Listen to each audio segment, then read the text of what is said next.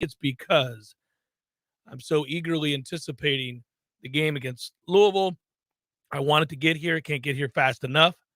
I've been kind of obsessed with this week with this game because of what it could be, what it could mean for Florida State.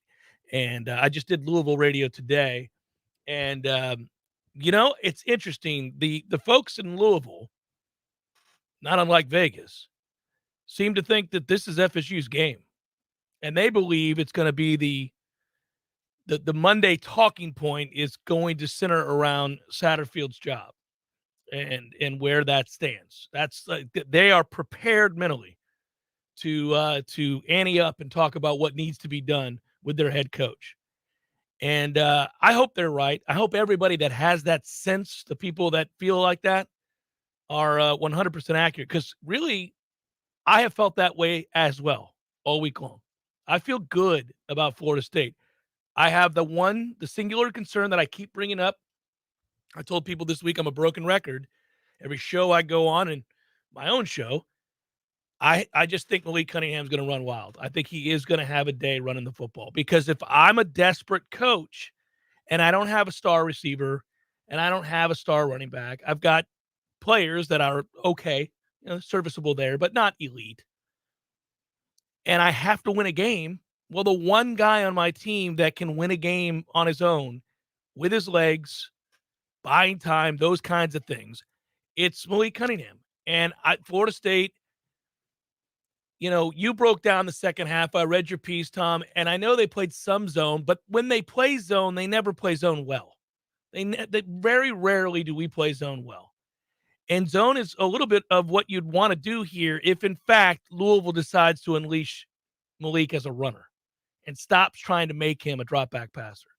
Through the first two games, they just tried to make him throw the ball from the pocket an awful lot. And it's just, he can do it, but he's not going to win games that way typically.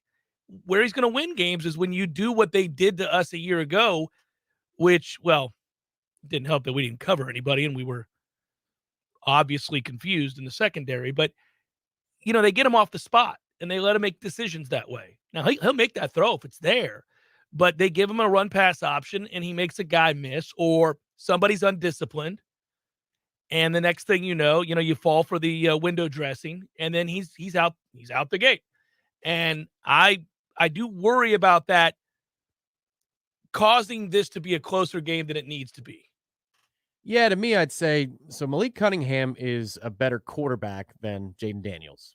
Across the board. That is correct. Across the board. That is a fair assertion. He's calmer in the pocket.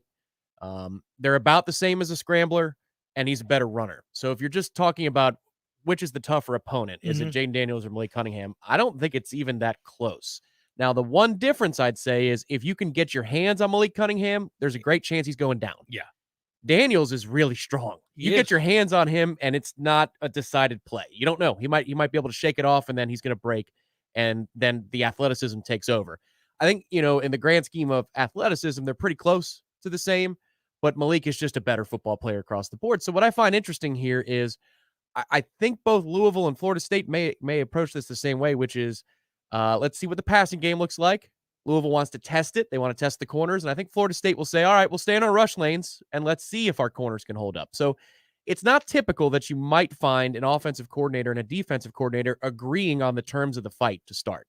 But I think that could be the case here, because if we solve that problem early and their receivers just aren't dynamic because they're not even close to what LSU was, and we've cleaned up some communication things, it gets real fun for the defense fast. But if we give up shots and we give up plays, as Fuller has done to Satterfield's offense consistently the last couple of years, then you got to change the math on it. And then you might have to attack Malik and try to force him off the spot. And the reason I think that's not a dead man walking plan is because we're good at getting our hands on guys. It's just that Daniels was excellent at shaking that off. I think if you get on Malik, he will fall, and therefore the play is dead in that moment. So I just think that I'm having to devise too many ways for Louisville to stay in the game. I mean, beyond a game plan that features Malik as a runner. Like, I'm having to come up with a lot of different things that have to happen right for Louisville to win this game. And that's a great place to be in. I mean, I like, listen, the games are played by human beings. It's not a spread. It's not on paper. I mean, kids make mistakes. Emotions are a big part of football. The fans will be into this game. They are in a desperate mode. So, I get that there are things that you can't account for when we're just going over the film and we're just looking at X's and O's. And you and I are having a conversation about what ought to be, because every weekend we watch games that seem to suggest the storyline will be ... And the next thing you know, it's the middle of the third quarter and somebody's doing something superhuman. And it's one of the great performances of the year that we remember when we recall 2022. And then other times, a kid who is typically consistent with his level of play, kid has a bad day. Next thing you know, does a few favors for the other team. And you're in a situation where it's tied with 10 minutes to play and it's anybody's ball game. So I get that. But just on its face, this is imminently winnable, as I like to say. Florida State rightfully is a favorite on the road at Louisville. Now, you think about that for a second. Louisville's won each of the last two contests against Florida State. And in both those games, it was Louisville that lit Florida State's defense up. And really, I mean, it was Swiss cheese, both those instances, very easily. I mean, it was absurd. We got blown out 2 years ago. I think that was 48-16. Do I remember that right? It was. That was the day that Mike was staring at the heavens. Yeah, it was an ass beating. Wow, I've got a lot of work to do. Right. That's correct. That was the game that he didn't even show emotion, and I was okay with it. I was like, he was just, okay, we are not good. This is going to be a minute. Last year was the first half from hell, followed by, hey, we may have found something.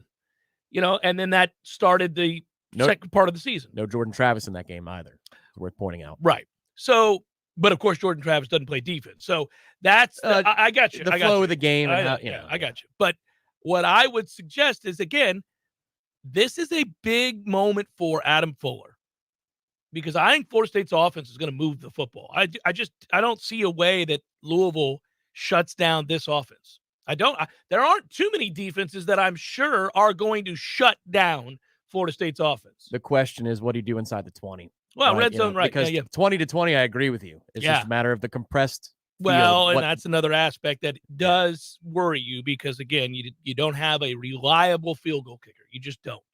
Until he proves otherwise, that's an apt description of our field goal kicker. He's not good at kickoffs either. We're not good at kickoffs either. So, I mean, damn it, man. When we do kick it off, we covered well against LSU. But, you got to keep it in between the lines. Those white lines on the outside, they're pretty thick. Yeah. Well, don't do that on the road. Don't start this game with a kickoff out of bounds with an already fever pitch crowd into play and a team in desperation, giving an extra 15 yards. I mean, no favors here, man. Button up. And then from there, I go back to what I said yesterday, and the wording has to be careful. Now, listen, I've never been worried about obviously doing this show and biting my tongue. You guys know that. That's correct. But I'm trying to be careful. There's a way to play to the echo of the whistle without it crossing the line into cheap shot territory. But I would like to see some physicality in this game that is a direct response to some of the ugliness that we've seen from Louisville the last couple of years we've played them. And maybe occasionally quite by accident, Tom, you cross the line. It can happen when you play up against it. Occasionally you'll just, a little nudge across it there. It just happened. But if you get an opportunity, let's take that opportunity. You get that opportunity, let's take that opportunity. It is Redemption Thursday. I have not forgotten. The games are here before me. I need to go on a run. I need to go on a run here. I had some better's lament going on this morning when I was going over my sheets. And I was thinking to myself, got really unlucky in that one. This one was just wrong. You were terribly off on that one. I actually like getting beat. When I get beat in a bet, I want to get pulverized. Right. Illinois, Virginia. Yeah. Hey, Virginia, who threw for 400 and something yards against Illinois a year ago and went nuts, turned around and played that same Illinois team and amassed 3 points. I'm off of Virginia. I'm done with Virginia. There's a lot to not like about what's going on at Virginia right now. They got me, fooled me. Okay, early in the year, you're going to get fooled by some teams, just like some bad teams from a year ago are playing pretty well. All of a sudden, you go, well, they don't suck anymore. All right, I'm on to you. You look all right. That's okay, but it's adjustment week. It's adjustment week now. We've learned a few things about this group's offensive line, this quarterback taking a step up. You know what I like? One of the things that many bettors across the country have learned is that maybe Jordan Travis is good. And they're sitting back there thinking to themselves, I got to tell you, Steve, I didn't think Jordan Travis could play, but did you see the LSU game? He looked good. I think I'm going to take the Noles on the road this weekend. That's a conversation going on for people all around the country. It should be, because the only way that Louisville held down UCF was to blitz the hell out of them to stop the run. Not what you're going to do here. And then Plumlee couldn't do. Yeah, right. I think we're on the brink of having a storyline that says don't blitz Jordan Travis. Like, the numbers are going to bear that out because he handled it so well against LSU. I think a week or two from now, that's going to be the thing you see on College Game Day or in the pregame before they kick off. And you say, all right, in the booth, what's the key to stopping Jordan Travis? Well, first of all, you don't blitz him. Don't do that. Let your front four handle business. Yeah. That's where we're going. And Louisville had to blitz in order to stop UCF. So it's a bad matchup for Louisville. Beautiful thing. And that's why I'll come out the gates. Here we go. Redemption Thursday wagers. I will lay them bare. And I begin with Florida State -2.5 against Louisville. This segment, as always, brought to you by our friends at Metro Deli. Woo! I don't see why not. Oh, I did not see a celebratory moment there from Wilson. We can answer that question after you run down the picks. Yeah, I will. I'm excited about that. FSU -2.5 against Louisville. I laid it. I took the Noles on the road and laid the points, and I feel good about it.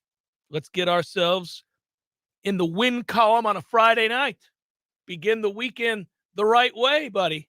Wake up Saturday morning with a little win in your back pocket, right? That makes you feel, that's right. That makes you feel good.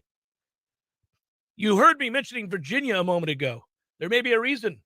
I'm taking Old Dominion, getting 8.5 against UVA. There it is. I knew. Yeah, I knew it was coming. Anytime, if you just hear me mention Old Dominion, you got to know then, oh, here comes the siren.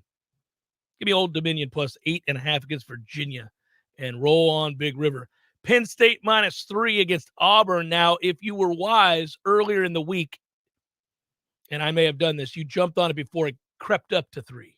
Maybe you got it at 2.5. That'll make you feel better than the 3. And I'm good with that.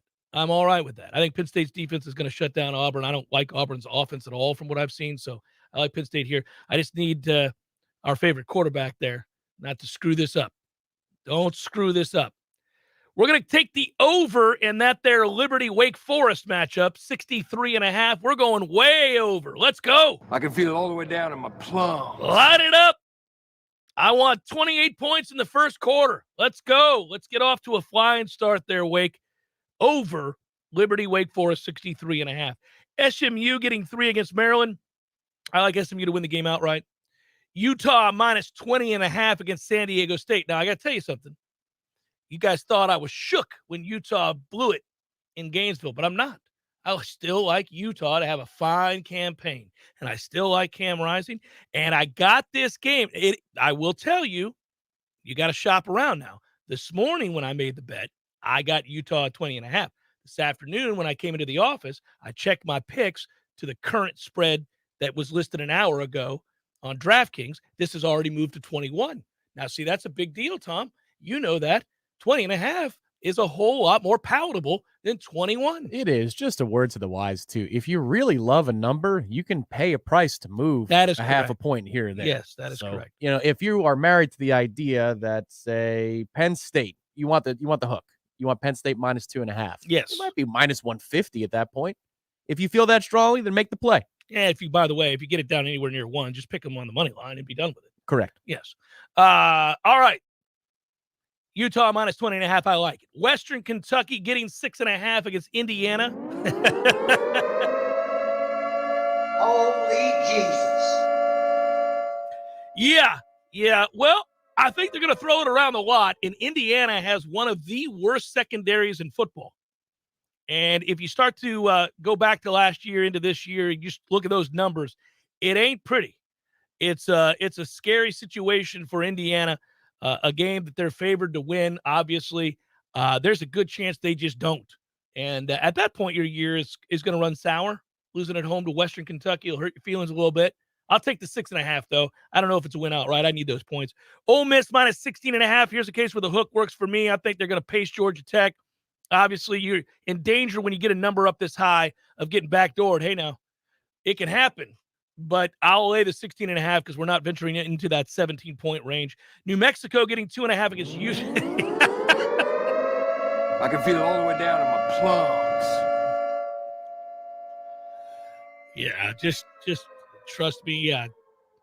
My power rankings, Tom. Just trust them there. I think this is a good number for us. We're going to go with it. I like it. I'm going to go ahead and take New Mexico getting 2.5 against UTEP, and I won't watch it. I'll hold my nose and take that 2.5. I might even sprinkle a little pizza money on the money line as well. Okay. There, yeah. Just well, if you're down inside of 3, yeah, little pizza money there. And in the National Football League, I took the Las Vegas Raiders to give 5.5 against Arizona. Now, this suggests an overreaction to what I witnessed from Arizona, but I had bad feelings about Arizona coming into the season. Just a whole bunch of, I don't think they did the right thing. I don't trust Kyler. And I have an issue with, I don't think he's going to be the coach. I think they're looking for a new guy after this year. They don't exactly have a ton of weapons to score the points if the Raiders get their stuff together. The Raiders will get their stuff together, and they'll do it this weekend against Arizona, and I'll lay the 5.5 right there. I like the Raiders by a touchdown or more, so we're going to go ahead and do it. And there you go. Now, that's all for charity. Some of these may be on my real card. Occasionally, Tom plays a siren when he suspects that one of these games might be on my actual card that I'm betting illegally. And that's fine. That's fine. Sometimes we like to let you peek behind the curtain there. Perhaps if you see a game like Old Dominion against Virginia or New Mexico against UTEP, you might think, well, that's interesting. Woo! So there you go. The rest of these non-perishable food items to your favorite charity. Keep score. Some of you will beat me like a drum. Some of you will be beaten like a drum. And some of you will finish out even in the wash. And we're all benefiting charity. And we march on together to the beat of the drum. There you go. I like that. And that's how that works. And I don't know if you've made all your picks yet, Tom. Don't forget our other mutual pool that we're in to make your picks. Oh, that's right. Yeah. Is there a Thursday deadline this week? I don't think so, but I forgot last week, week 2 of the season. I already forgot. Oh, you got your one strike. Yeah. You even got the reminder, too. I got the reminder, thanked your wife for the reminder, and then didn't make the picks. My wife. I'm still mad. I got up this morning, and the first thing I did was make these picks because I'm like, you're week 2, you dumbass. You just wasted your one strike. That's it. And I had a good feeling last week about some games, but all right. You're week 2, you dumbass. You just wasted your one strike. Perhaps words Jimbo Fisher said to many a player after maybe a test went the wrong way back in the day. Ah, damn it. I know. Yeah, frustrating. He's going to give me 5 more strikes. It's okay. So, a couple things to note from Florida State. We'll talk about it next. Jeff Cameron Show, 93.3 Real Talk Radio, Warchant TV. The weather is unpredictable and can cause issues around your home. Weston Trawick provides commercial, residential, and industrial electrical wiring services, yearly inspections on fire alarms, portable generator sales, and so much more. With 24/7 emergency service and repair, Weston Trawick will be your calm in the storm. Give them a call at 514-0003. Weston Trawick, professional electrical services day or night. Visit online at westontrawick.com. Hey, this is Greg Tish. Here's something you might know about me. I don't drink coffee. I have never had a cup of coffee in my life. Well, that is until now. So why change now? Well, it's because my dear friend at Grassroots Coffee reached out to me after hearing me say that and insisted that I give his product a try. I've been making a huge mistake. The world of coffee is fascinating. I always thought coffee is coffee, you know? No, it's not. I have tried their coffee and it is fantastic. Now, I've got a fascination with learning more about the best coffee in our area. Grassroots Coffee is locally roasted, locally owned, and locally loved. You can find whole bean Grassroots Coffee on the local aisle at Publix, also in Whole Foods, but the best way to get this black gold is to order it online. They literally grind the fresh roasted beans to your preferred level, bag it, Write the date on it by hand so you know the exact day your coffee was roasted. It doesn't get any more fresh than that. Order yours now. Just go to grassrootscoffee.com and choose the coffee you want and how you want it. And join me. Let's step up our coffee game together and also support a great local business. When your AC unit decides to give up the ghost, it doesn't always pick the best time. But no matter what time, day or night, or day of the week, you can call E&B Heating and Air Conditioning. We'll be out to bring your AC unit back to life. We've been repairing and replacing heating and air conditioning systems in the North Florida and South Georgia area since 1974. So when your air conditioner stops working, call E&B Heating and Air Conditioning to the rescue. Football at El Jalisco, football at El Jalisco, what a combination. It's a great big celebration. It's football at El Jalisco. I can dig it. Who's playing? Oh, man, everybody. The ACC, the SEC, all the C's, and even the pros. The Bucks, the Steelers, the Giants, the Cowboys. Wow, far out. You bet, man. When the game is on, it's on at El Jalisco with incredible specials on everything from frosty cervezas to salty margaritas. Does Margarita know? Dios mío, not again. The best place to watch the game is El Jalisco. College, pros, Monday night, Thursday night, you name it, El Jalisco is football headquarters. And with 5 Tallahassee area locations, there's probably an El Jalisco right around the corner right now. Whitten Glass has been taking care of families since 1945. Experienced, reliable professionals who offer only the best, like Whitten's top-of-the-line bath enclosures. Eye-catching storefronts are a specialty at Whitten Glass, and they provide precise installation. Whitten Glass, Tallahassee's first family in glass. Online at whittenglass.com. Call 850-222-5781. We all want more energy, more strength, more results. Well, welcome to Orange Theory Fitness as you take a step towards feeling more alive today. Backed by science, Orange Theory's heart rate monitored workout is scientifically designed to keep heart rates in a target zone, spiking metabolism and increasing energy. Orange Theory Fitness is a one-of-a-kind group personal training workout resulting in more energy, visible toning, and extra calorie burn for up to 36 hours. Experience a more vibrant life today with Orange Theory Fitness. To find out more, go to orangetheoryfitness.com. The Jeff Cameron Show, brought to you by Orange Theory Fitness. 2 Tallahassee locations, Midtown on Thomasville Road and Northside in the Village Common Shopping Center. Online at orangetheoryfitness.com.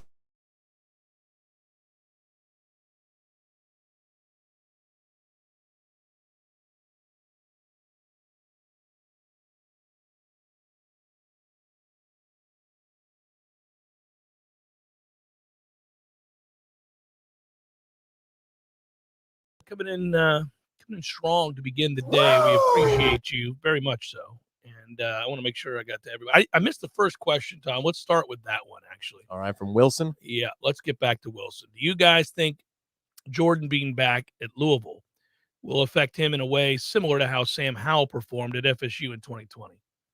No, because Sam played the same way at home the following year, and I just don't think Sam was real good. But by the way, we got all the butt advertising coming in quick today. The not safe for work action. What do we got? What's going on here? Must be, as Eric Angel said, a thirsty Thursday. Yeah. So I would say, well, he's already been there. One, that helps. He's already played in that building. It wasn't a non-COVID situation, so the crowd will be different. Yeah. It's worth checking on, but I mean, beyond the first drive. One thing to note, Florida State's got to get off to a start where, yes, they meet the moment and they're excited to play football and the requisite intensity and focus is there and all that.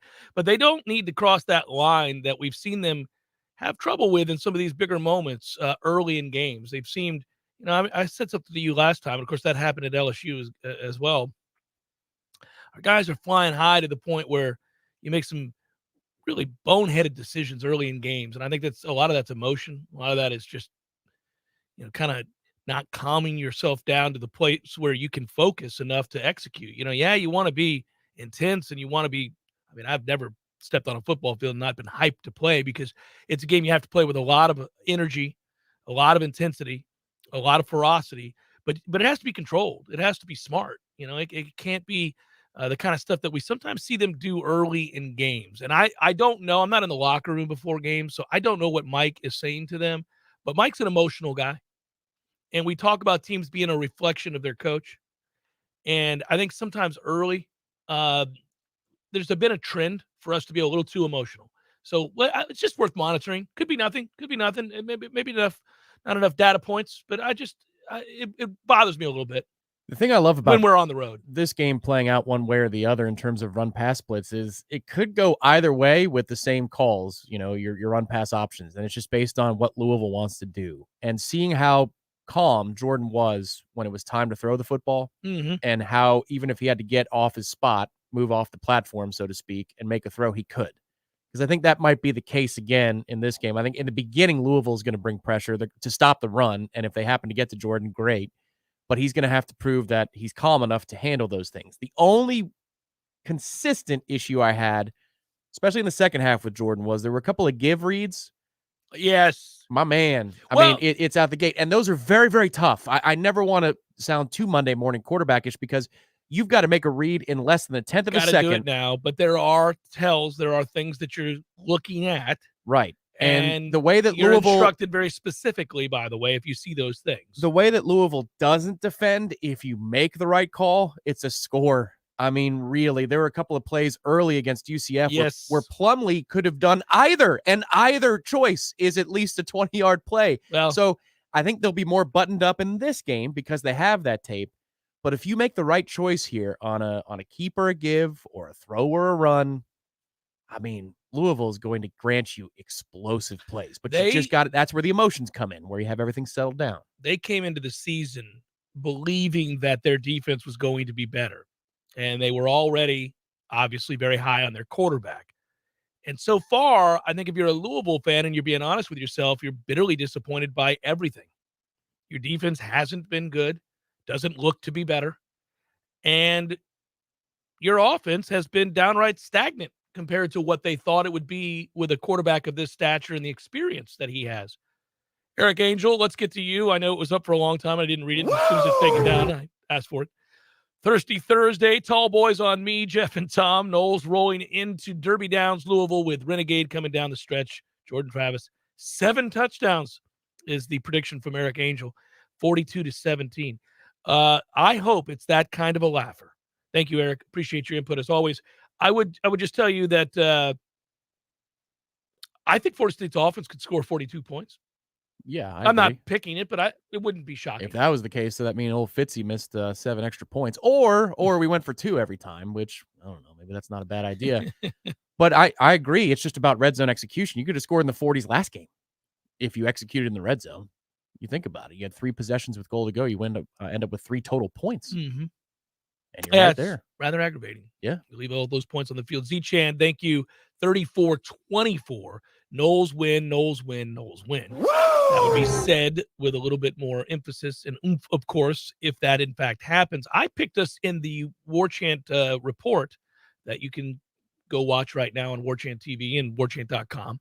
I took us 34-17. And I thought that I was being...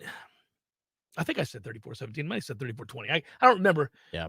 But I the more the week's gone on, the more I feel like I probably undersold Louisville a little bit offensively. But I stand by where I had Florida State's number. I think it's, we talk about what's the race to. Yeah. Want to play that game? 27.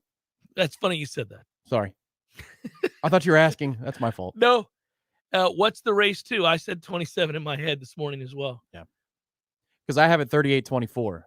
I find it strange that we both have the optimistic 2-score victory for FSU, but typically Louisville week is a good one for you. So I'm glad I've matched up with you because I nail these Louisville games usually. One way or the other. You called the blowout in 16 on the road. Well in advance. On that Monday, I was like, this is not good. We're going to get crushed. And I'm still mad about it. Everything, it was in the air, man. That was where you began to sense that it had all gone south. And one of the reasons that week that I called for that wasn't Lamar Jackson. It had to do with us. Now, he had the ability to exploit to the nth degree our dysfunction. And I knew that. And I knew it was game day. They were going to be sky high. And we were anywhere but there. You know how they tell you to be where your feet are? We were anywhere but there, man. We were somewhere else and had been for weeks. And it seemed to me that we were moving towards a inevitable, ugly result. And it went south. I have not had that bad feeling this week at all. I've had a very good feeling about what Florida State is, where our head's at, where I think Louisville might be emotionally, what they're questioning currently. The problem is the one thing I can't get a read on is this their last stand so early in a year?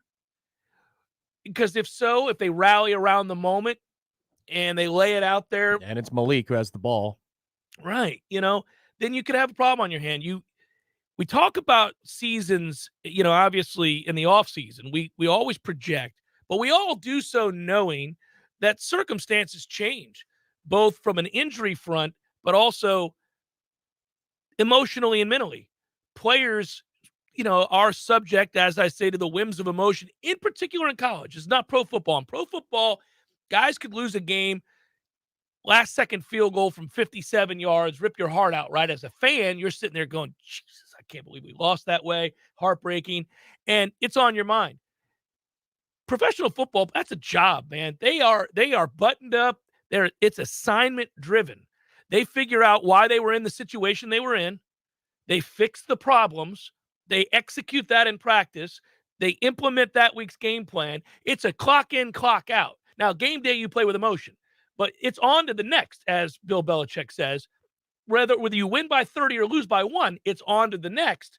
And those guys punch a clock, and you're going to get a professional effort. Unless it's a short week and they're worn out or something weird, you're pretty much always going to get a professional effort. And 1 week does not influence the next week.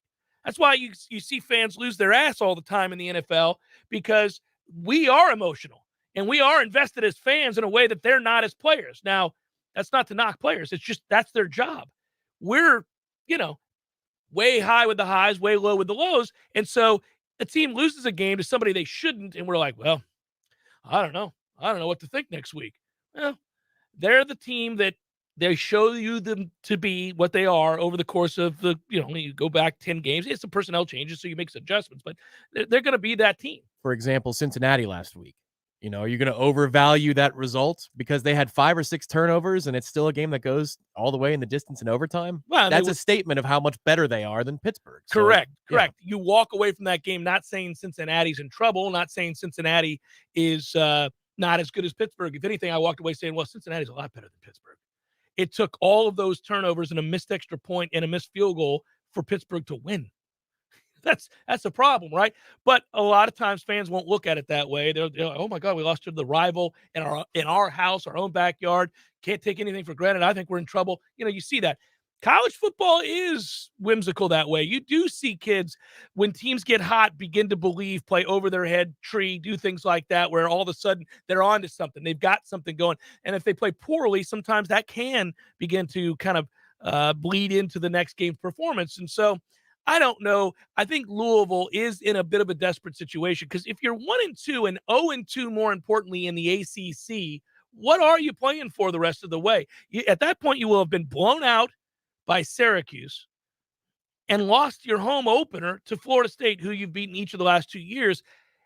You probably, if you weren't in love with Satterfield already, you're on the cusp of maybe not playing real hard for that guy. Well, yeah. If you're that locker room, if you don't love him and he's chewing you out for no reason in practice, and you're like, well, you're putting us in these horrible situations. We just lived it. We have lived it for the last few years. So you see how those things happened.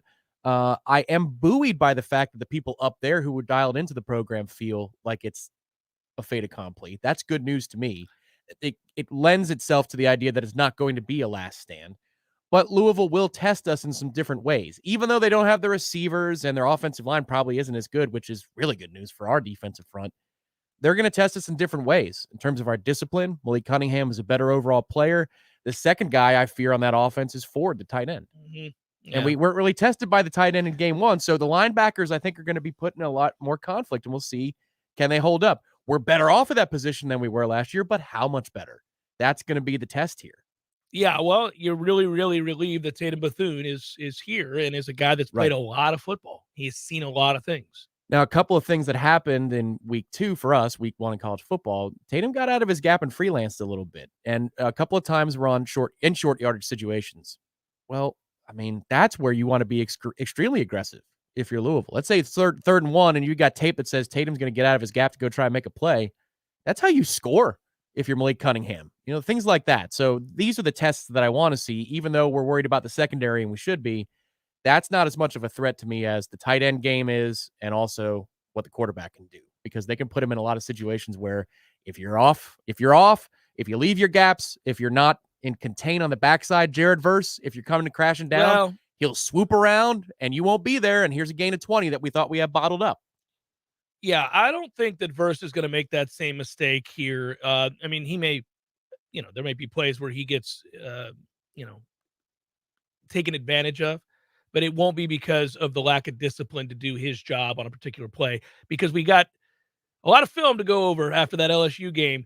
A lot of it good for him, a couple of them not so much, and they were glaring examples. So that's the easiest thing in the world to fix, and he is a prideful football player. That's a guy I think very highly of his game, and his desire to get better is one of my favorite attributes about that young. Yeah, I agree. He knows what an offense is trying to do to him. He's just greedy at times. Yeah, it's not that he doesn't know the difference, and that's a huge disparity. That's a very big deal. And you tell him in that moment, look, if you stay at home, he might turn right into you and you get a free sack for it. So just stay here, because he's going to try and extend the play.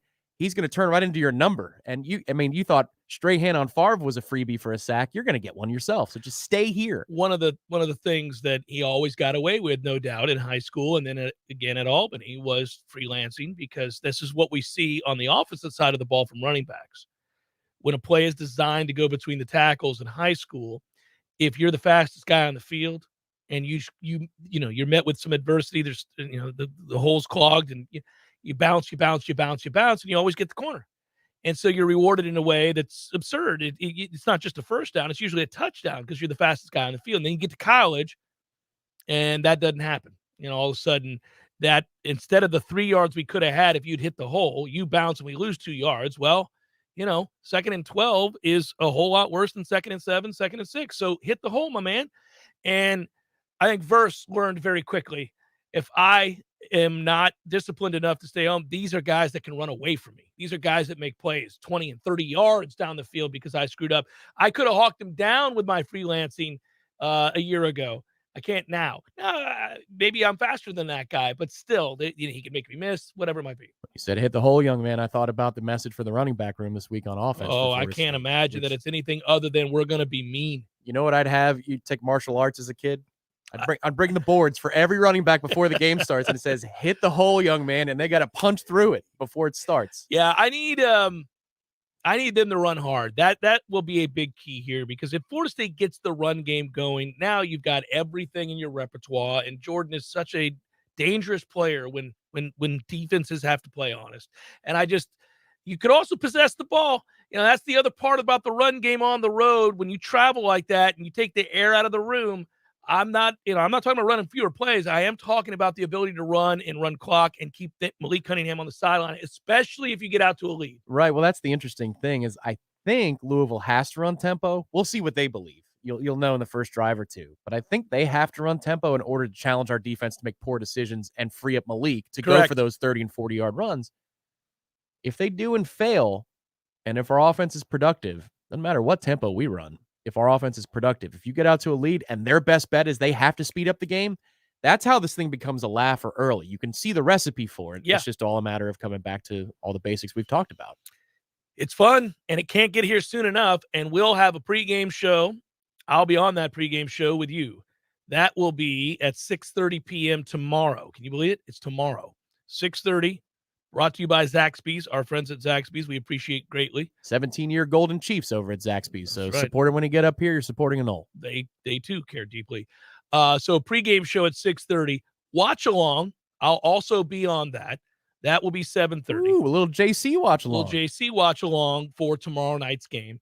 And I'll be joined by my good friend Ira Chaffel And then you will take over the second half with Gene Williams. And so we look forward to that. And then, of course, there is always the postgame show, which is wildly popular, not unlike the Jeff Cameron show. 10 to 15 minutes following the game where everybody gets to weigh in and join the party. We hope it's a party. We hope it is a continued celebration. Perhaps it will feature Tom Lang shotgunning a beer in victory. If there is a victory, there will be a shotgun. I've just got to go stop by the store tomorrow. I think you'll execute. I trust you to execute the shotgun better than Gene did. And I love Gene. Gene looked like a 50-something-year-old man trying to shotgun a beer. You will look like more the recent student. Yeah, as long as it's all about the start. It's like a bobsled. You just got to get off to a good start. Once you do, then it's all downhill from there. Sailing. But I'm worried about what you're going to shotgun. Oh, it'll be a natty, 100%. Oh, you going in old school college? I mean, I got to give Gene a lot of credit for going with an Oyster City. That's shotgunned an Oyster City. Did the show continue at that point, or was it over? Was that the beginning? We waited until about halfway through the phone callers. Yeah, because you can't shotgun an Oyster City. Thank God it wasn't a Hooter Brown. No, I mean, my man. It was one of their weaker floor. ones, but it's not exactly a macro beer. Yeah.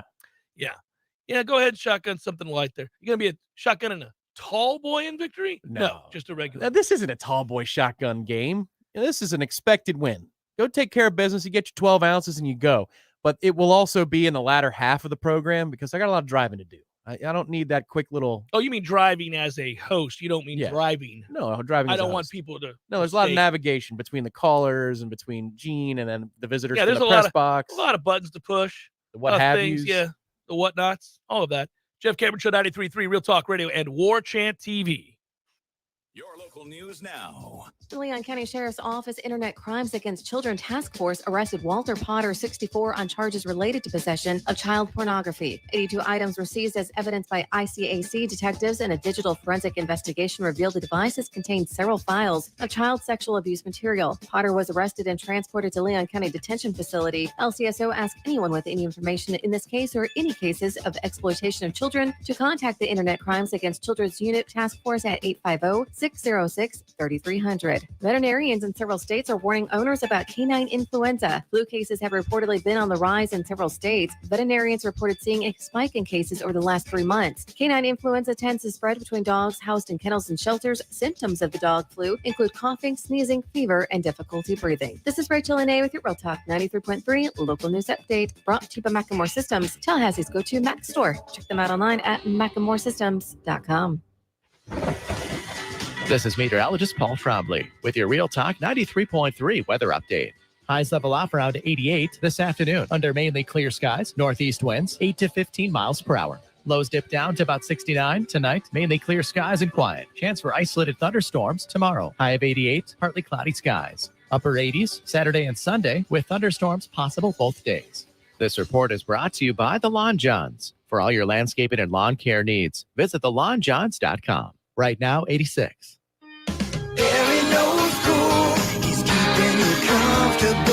This is Kyle, service manager from Barano Heating and Air. Schedule an appointment from your mobile device to learn about our Total Comfort Service Program. With guaranteed same-day service, 15% off necessary repairs, and $25 berry bucks to use towards air filters and other products. Turn to the experts at Carrier and Barano Heating and Air. Any day, anytime, anywhere. Online at baranoac.com. Florida license CAC 1816-186.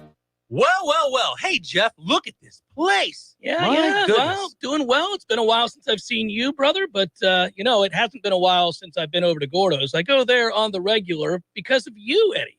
Well, we keep you regular. Well, that's true, but I think of Gordo's as a place to sit down, have a cold beer, talk to your friends, enjoy the sports, eat the delicious food. But I think of you as Uncle Eddie, a man who takes care of his people and takes care of the town. I appreciate that, Jeff. Hey, and we'll keep you regular. Gordo's, bringing the flavor and flair of Cuban food to Tallahassee since 1996. Here's what you missed on the Greg Tish Show. We need to have history. We need to have literature. It deserves an explanation. We don't need to be promoting lifestyles that come into play for your average elementary school. Well, I had an experience with this. When my daughter was in school, her teacher gave her a book to read, but then she asked me what the C word is. That was in the book. That was in the book. Okay, so about the C word. So you're talking about conservatives, right? The Greg Tish Show, Monday through Friday, 6 to 9 a.m., only on Real Talk 93.3.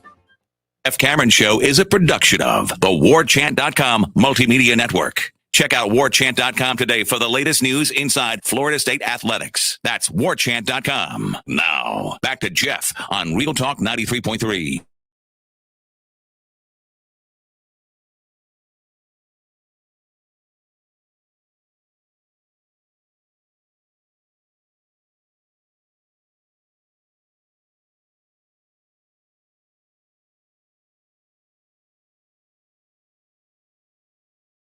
Well, we were talking about Florida State's efforts on the road, all of those things, and what we're excited about or not excited about, what we're nervous about, what we're really excited about. But I'm going through here, and I see a few of you are indeed the victims of PTSD from several years of performances and games where you thought Florida State was going to play well, only to go on the road and lose and come crashing back down to earth, and frustration carries the day. DK writes, I have this horrible feeling that FSU is going to lose this game by 1 to 3 points. Good. This was always going to be a bumpy ride. And I don't mean Louisville. I mean Florida State. Because there are so many one-score games from a spread standpoint, if you're going by Vegas, on the schedule this year.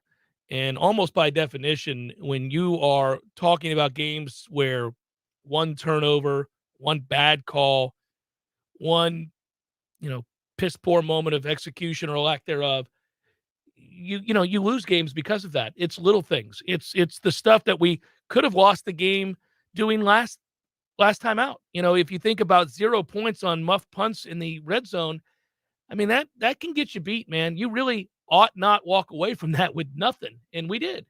You think about the personal foul penalty, how dumb that was, and that infused life into a beaten team. Those things on the road in a true road game can get you beat.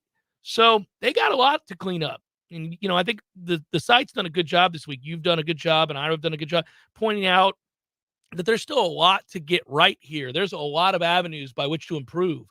But I think that's also very encouraging. When you're going through and you're noting not 1 or 2, but maybe 5 to 10 plays that you didn't execute or that you outright botched altogether, just everything about it was poor. That's great film after a win. It's a horrific feeling after a loss because you just sit around lamenting what could have been. But after a win and a bye week, I was on with Chuck Oliver yesterday, and he said, here's another kiss for the Noles. Not only by playing that week 0 game did they get the early bye, but they also got this extra time to prepare before the Friday game that Louisville didn't get. And he was talking about, because you play that week 0 game, they're going to help you out. They're going to do the right thing by you. And I have here, Florida State, I would think, is as prepared for this game as there'll be any game the rest of the year. I mean, this is ideal. Now, that doesn't mean they're not without some injuries, and we don't know. We're not allowed to get into those, and we can't tell you that somebody is or is not out. And frankly, I don't know. I mean, we don't know if a couple of guys are going to be able to give it a go or not. And so, like you guys, tomorrow night, I'll be watching very closely early on. Corey will be in the press box, and I'm sure he'll give us the update. We did know. I can tell you this. We did know of the injury to Bless Harris. Tom, myself, anybody on the beat, we all were aware of that injury before the LSU game, and we were aware that he wasn't going to be able to give it a go, but we weren't allowed to say anything. I think they were trying to test it and see what he could do.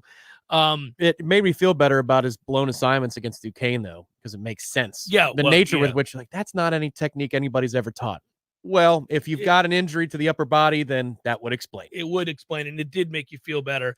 And then, but it also made you sick, because that was another injury to an offensive lineman, and you're like, okay, man, really? Is this guy ever not going to be snake bit? But there's nothing necessarily along the same lines this week as that. Now, we may be aware of some guys that are beat up and they're a game time decision, but there's no, we're holding on to an announcement that a guy's gone for the year. There's none of that right now. I can tell you that. Yeah, not that I'm aware of it. Well, no, and if they've done they did practice yesterday. We weren't around for it. We're only allowed to 2 days a week. So last we saw of them was Tuesday. So I suppose anything can happen in that regard. But that's another reason to tune into the pregame show at 6:30. Well done, sir. Well, I mean, that's true, though. For real, because we will go live to the press box. If the Wi-Fi is strong enough, we'll go patch it out there, and we'll get Corey's take on what is happening on the sidelines. Because of what we get to see in practice, we know where to look when the team's on the field to see if this person's stressed or that person's stressed. We know where to look and what numbers to look for. So around 6:45, 7 o'clock, we'll start at 6:30. But around that time, that's when you'll see those updates matriculate in. And if there is one, we'll share it with you at that point. We got Tom trying to sell us some money for insider trading purposes. I don't think we're allowed to do that. No, sir. No. Yeah. The answer is no, Tom. With respect, though, I look forward to you shotgunning a beer as well, Tom. Also, I would love to accept your money and give you inside information, but we cannot do it. I'm half kidding. No, even whispering that in the air. No. Obviously, we're not going to do it, Tom. I'm just saying that. Hey, we see things here and there, and I'm just telling you guys, we haven't seen anything this week that we're like, oh no, where did they get a load of this? That's all I'm saying. Whereas we knew the Bless Harris thing, I was waiting for the boards to go nuts. Like as soon as we played LSU, I was like, they're going to notice that Turnentine's playing tackle here. This is gonna come out pretty quickly. Hour number 2 forthcoming. Stay with.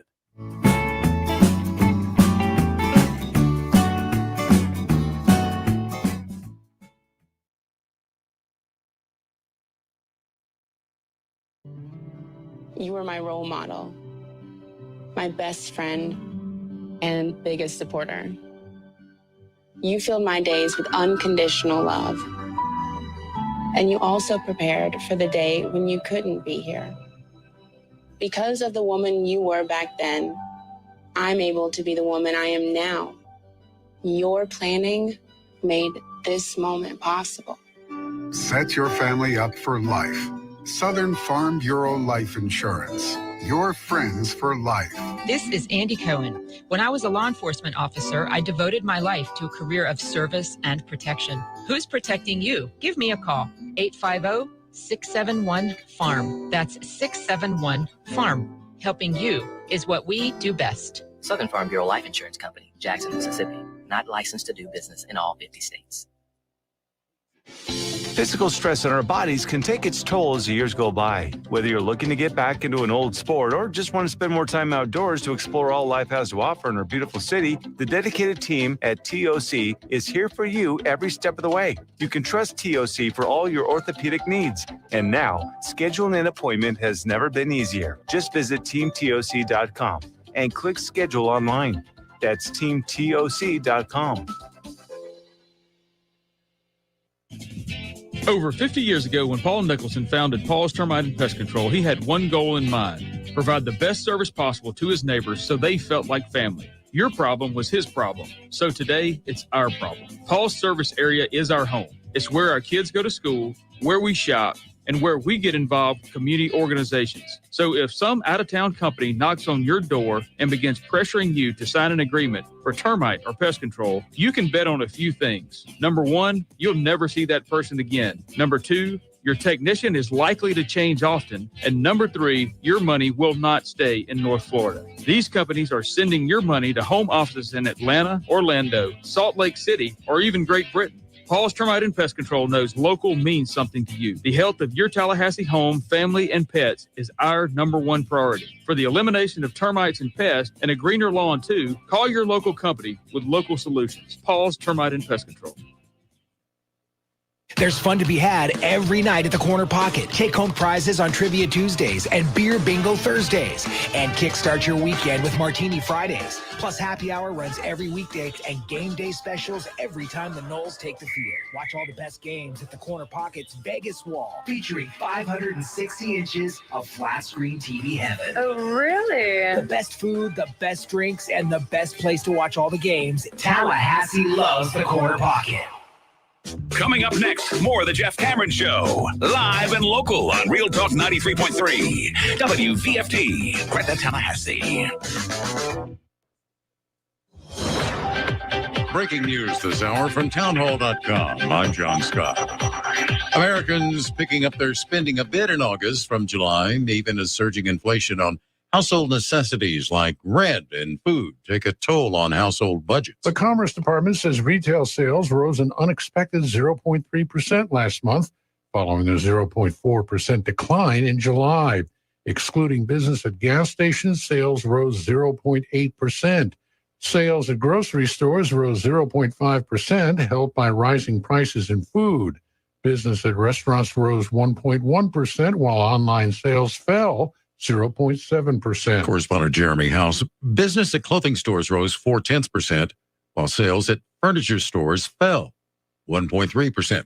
President Biden announcing that a tentative railway labor agreement has been reached, averting a nationwide strike that would have been devastating to the economy.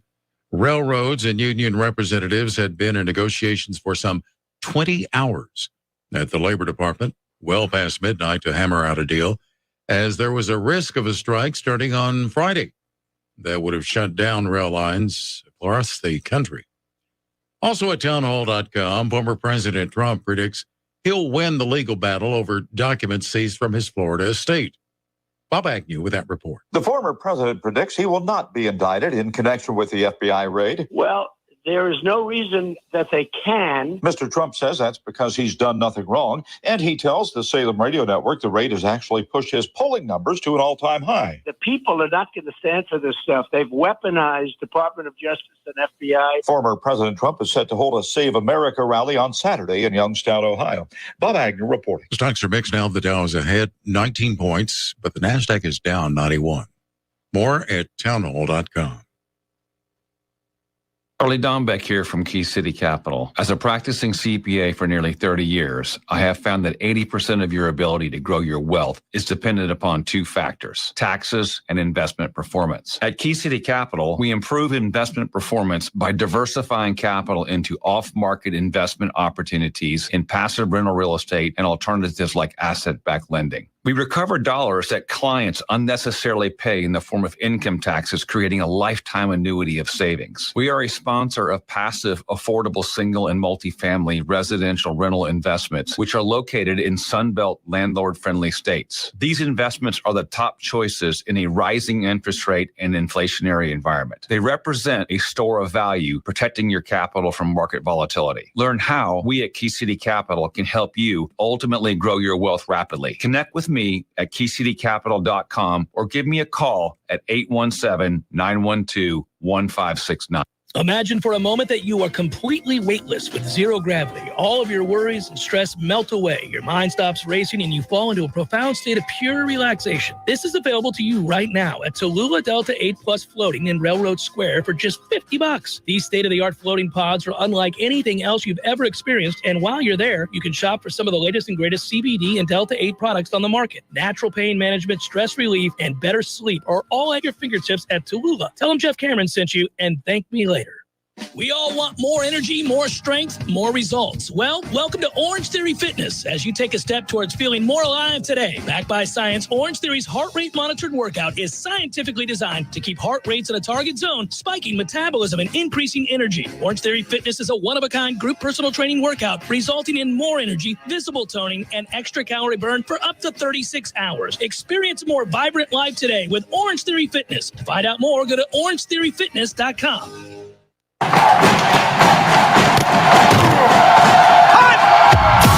Broadcasting live from Florida's capital city, this is the Jeff Cameron Show, brought to you by Orange Theory Fitness on Real Talk 93.3. Now, stop what you're doing and listen closely. It's time for the Jeff Cameron Show in 5, 4, 3, 2, 1.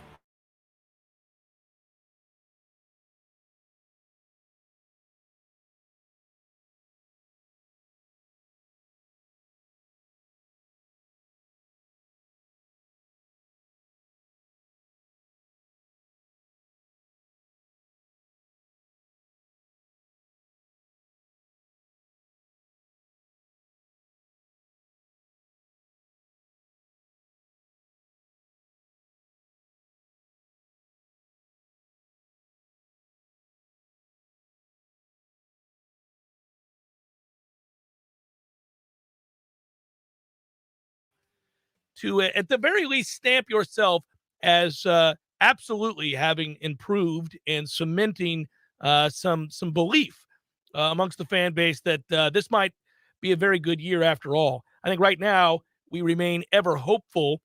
There's no question that we're buoyed by the results so far. Took care of business in game one, did all the things you were supposed to do, and then obviously won the big game against LSU in dramatic fashion. So everybody's up for this. They've had extra time to let that feeling, that joyful feeling you get after a victory, marinate a little bit. And now, let's go. I feel like we've waited too long. I'm getting antsy. I'm jittery, Tom. I've had one too many cups of coffee. I'm ready to go. That's not possible for you. I know. Imagine that, right? I'm pumped for this game. I want this to be, when you have a lot of times it's the intuition you have is not a good thing. It's sort of like, I'm a little worried about this trip. Something's going to go wrong on this trip, or I'm eager to whatever it might be. But I'm eager to cement what it is I think Florida State is, which is just a pretty good football team, and pretty good football teams that have good seasons, not great, not championship playoff caliber seasons, but good seasons, win this game. They just do. They go win this game. This is an average-ass Louisville team. Nothing's going to change my mind about that. Louisville could beat Florida State 50-0. They won't, but they could. And I'd still say that's an average-ass Louisville team that's going to have an average-ass year, and they're going to be talking about firing that coach at the end of this year. And that's why you can't go lose this game, because everybody knows that. They know it. Louisville knows they're average-ass. They know it. You got to go win the game. Go prove that you're better than average, that you're capable of going and winning this game, and then go to 3-0 because you got to beat Boston College. We both know that too. You're going to beat Boston College here in Tallahassee, which means if you win tomorrow, you're in essence going to be a 4-0 team playing a ranked Wake Forest team, and a whole lot of buzz and a stadium packed full of excited Noles in a way that it hasn't been in, outside of a couple of occasions. Home opener against Notre Dame. That Miami game last year was exciting. The crowd was into that, and that was fun.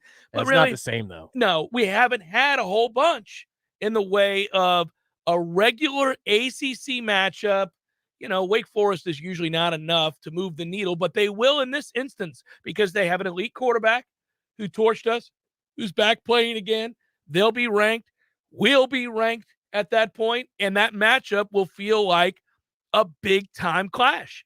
As far as the ACC goes, it'll be a big-time clash. So I want to be a part of that. I want to see that. I want to play games that matter. I want to feel the nerves that you feel in games that accompany consequence. When you're bad, it really doesn't mean anything if you win or lose. When you're a bad team on the verge of losing 7 games or 6 games, results are kind of more about a fact-finding mission, not about the win or the loss. But is this kid getting any better? Should we start this player? What's our coach going to do here? Is he going to lose the team? You're talking about things like that. I want to go into games because you've taken care of business and you've shown yourself to be markedly better than you were a year ago. And you walk into this place and you win this game. And now all of a sudden there's something to lose. What bowl you're going to go to starts to get discussed. Can you get to 10 wins and radically alter in many ways, probably the recruiting class that you're going to have? That kind of stuff. That's the stuff where programs of significance discuss the next game in ways that we don't or haven't been able to. That's what I want to see change. And I think that's kind of on the line tomorrow night.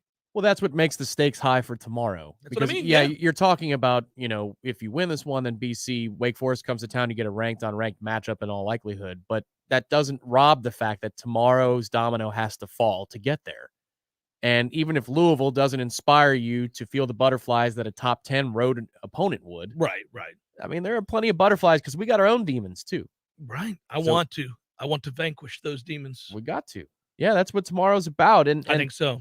It's on both sides of the ball, too. We're talking about how this is a really important matchup for Adam Fuller against Satterfield, but it's important for this offense to show you that that's who they just are now. The reason I'm less nervous about them is because I think that is who they are. I could be wrong. I could be proven wrong.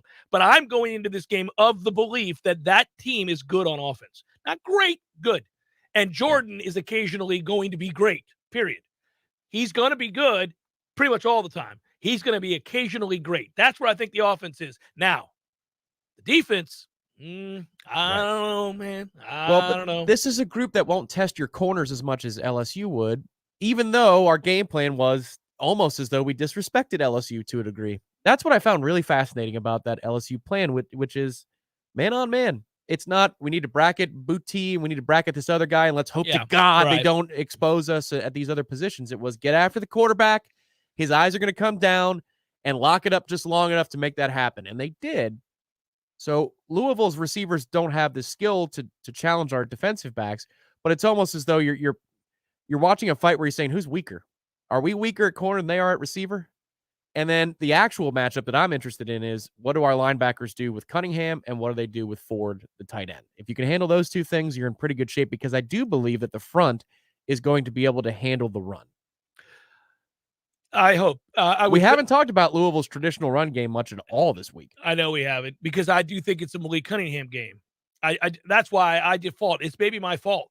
I'm also assuming that we're going to stop the traditional run against most teams we face. Yeah. So those two factors have me thinking, well, I don't really want to spend a lot of time on that, because I think almost not instantly, but by the end of the first quarter, we're going to know that Louisville has decided to scrap whatever traditional running game that they were going to lean into coming into this game, I think. Well, except for the plays they can run off of it. So, Adam Fuller spoke to the media earlier this week. We got both coordinators, and Fuller was talking about how they're really good at running stretch. One of the best, offenses in the country, philosophically speaking, run stretch. Well, you can run a lot of stuff off of that it's not just about Malik's legs. It's also about your eyes, following a receiver in the slot, or following a tight end on the backside, or if they've got an H-back that's in front. That dude's wide open because you got greedy and you wanted to tackle for loss. It has nothing to do with Malik running for 30 yards. It's, you're just wide ass open. That's the other part that's going to be tested here discipline-wise. It's not just about all eyes on Malik. It's about what they can run off of their traditional run game. But if you can blow that up early, then you will be more apt to stay at home and wait for the explosive trick plays.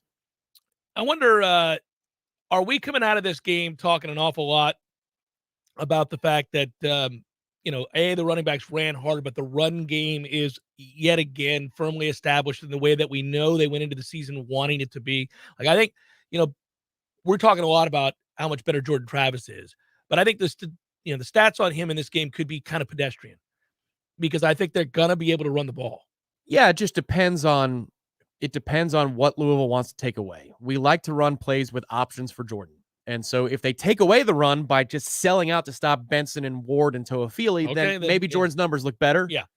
But I agree with you. If the game plan against Duquesne looked like it did against LSU, you're talking about a lot more drop back passes, I'd say, can we run? But because the game plan against Duquesne, lowly Duquesne, looked as it did, which was straight ahead. Yeah. That tells me that's got to be mission number one this week. I thought coming out of camp that would be. Now, it wasn't just because of Duquesne.